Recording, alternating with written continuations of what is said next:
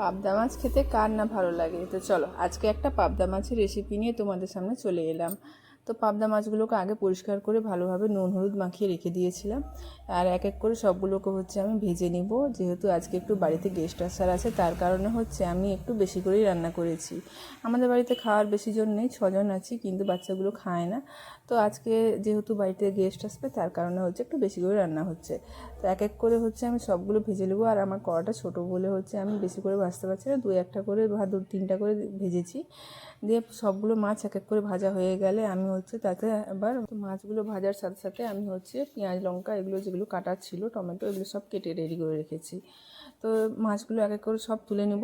তুলে নেওয়ার পরে আমি ওই তেলেই পেঁয়াজ কাঁচা লঙ্কা আর কালো জিরার ফোড়ন দিয়ে করে ভেজে নিয়েছি। হালকা করে ভাজবো, খুব একটা লাল করব না।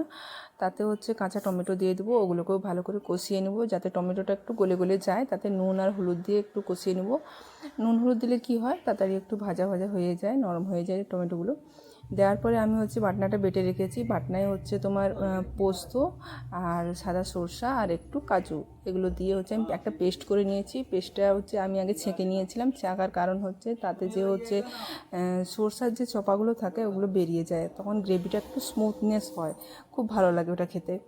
আর একটু নুন আর চিনি দিয়েছি পরে, সেটা আমি স্কিপ করে গেছি, ভিডিওটা আমি রেকর্ড করতে ভুলে গেছি।